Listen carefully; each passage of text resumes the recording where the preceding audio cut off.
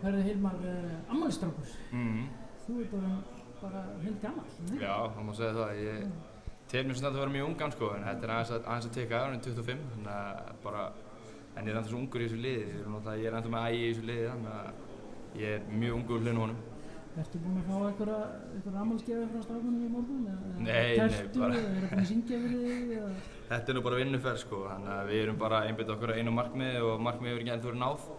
Og við leik á morgun sem við að einbeita okkur mest að, en ég er búinn að fá nóg að knúsum. Ég fekk eitt risastórt knús frá Tryggva, þannig að mér leiði bara eins og ég var orðinn 30 ára aftur þarna þegar ég knúsaði Tryggva þarna í morgun og það var mjög næs, en já, við látum það alveg vera hingað til allan. Það gerist ekki mikið stærra en það. Nei. Segðu mér svona á milli leikja, þið fáið eitthvað tíma fyrir ykkur, það var fróðlegt að vita, hvað eru þið að gera?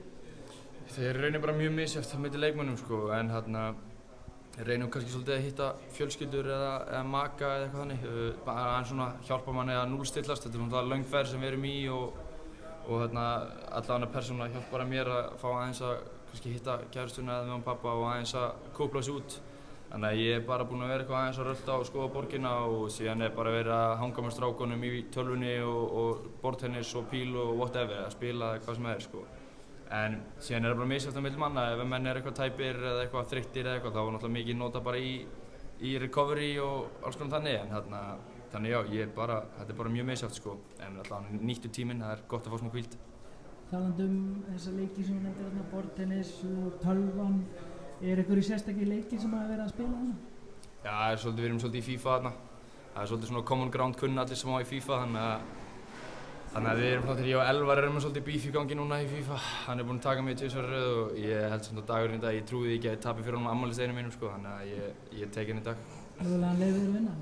Nei, ég held ekki, það var líka leiðilegt, ég myndi aldrei vilja það. En hver þá sterkastur í FIFA þarna í hópnum? Það þeir sem Nei, ég held ekki sko, ég held að séum heldur margir svolítið slakir sko. En þetta bara flott út að við erum allir saman í því að vera lélegir, þá lúkkum við allir svo vel, þannig að þetta bara snýst að vera gaman sko.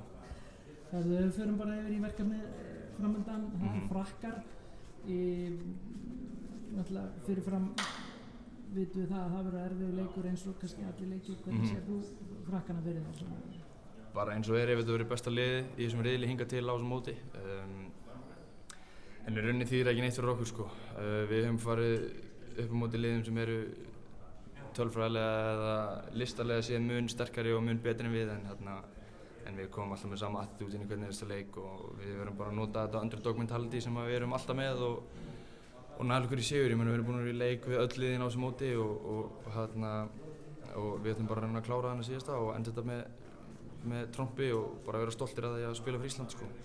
Já, maður sé einmitt þetta underdog mentality og jafnvel vannmatt hjá andstæðingunum. Frakkar eru komnir áfram, þeir geta jafnvel hvílt leikmenn. Við erum ekkert að stóla á eitthvað svoleiðis að klikka því. Nei, ég meina það breytir raun einhver máli þeir hvíla 1 eða 2 leikmenn. Þeir eru með það gott lið að ef það kemur einhver leikmann á bekknum sem ekki búinn að spila mikið, þá það topp Euroleague leikmaður sko. Þannig að ég held að það sé ekki